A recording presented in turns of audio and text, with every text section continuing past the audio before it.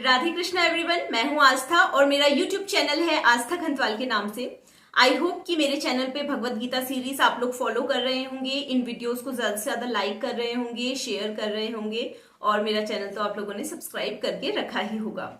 तो भगवत गीता सीरीज में हम लोगों ने भगवत गीता के अध्याय 1 यानी कि कुरुक्षेत्र के युद्ध स्थल में सैन्य निरीक्षण, इसके 19 श्लोक साथ में डिस्कस कर लिए थे। आज हम डिस्कस करने वाले हैं भगवत गीता के अध्याय 1 का श्लोक 20। सबसे पहले हम लोग श्लोक जानेंगे कि श्लोक में क्या बोला गया है, उसका अर्थ समझेंगे, देन हम उसका भावार्थ समझेंगे। जो भी मुझे समझ में आया होगा मैं आप लोगों के साथ में शेयर करूंगी। तो चलिए देखते हैं कि भगवत गीता के अध्याय 1 का श्लोक 20 क्या बोलता है। तो श्लोक में बोला गया है, अथ व्यवस्थितान दृष्ट्वा धार्तराष्ट्रान कपिध्वजः प्रवृत्ते शस्त्र संपाते धनुरुद्यमय पांडवः ऋषिकेशम तदा वाक्यमिदमः मधीपते।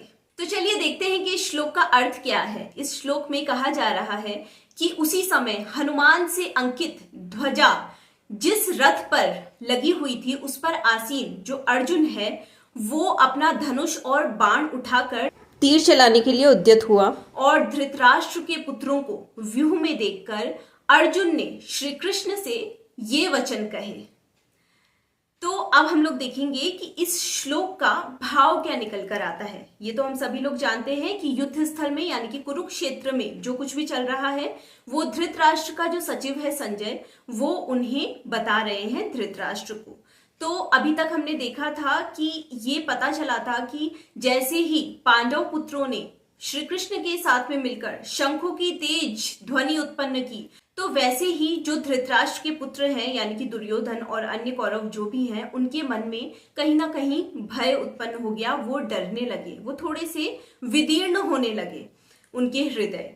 तो अब आगे चल के ये बताया जा रहा है इस श्लोक में कि जो अर्जुन है उनका जो रथ है उस पर जो हनुमान जी हैं उनसे अंकित एक ध्वजा लगी हुई है, जिससे ये समझ में आ रहा है कि जो हनुमान जी की शक्ति है वो भी अर्जुन के साथ में ही है। और हनुमान जी की शक्ति होने का क्या तात्पर्य है, तो इससे ये भाव निकल कर आता है कि जैसे हनुमान जी ने जब रामचंद्र जी का और रावण का युद्ध हुआ था, संग्राम हुआ था, तो उस टाइम पर रामचंद्र जी की सहायता की थी, उसी प्रकार से आज हनुमान जी खड़े हुए हैं अर्जुन के साथ में और इस युद्ध में वो पूरा का पूरा सपोर्ट, पूरी की पूरी सहायता करने वाले हैं अर्जुन को विजयी बनाने के लिए।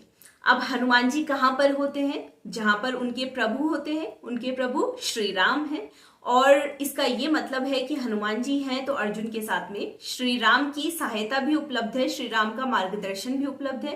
साथ ही साथ जहां पर भी श्री राम होंगे, वैभव की देवी उनकी पत्नी यानी कि सीता माता भी वहां पर होंगी। और साथ ही साथ ये तो हम जानते ही हैं, ऋषिकेश यानी कि जो इंद्रियों का मार्गदर्शन करने वाले प्रभु हैं श्री कृष्ण, वो तो अर्जुन का मार्गदर्शन कर रहे हैं उस युद्ध स्थल में।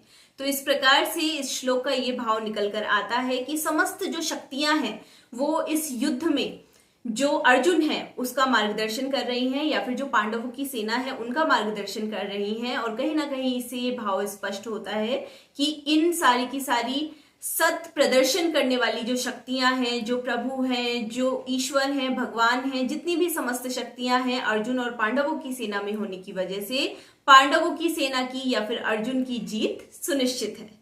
तो ये तो था भगवत गीता के अध्याय 1 का श्लोक 20। अब हम नेक्स्ट वीडियो में डिस्कस करेंगे अध्याय 1 का श्लोक 21।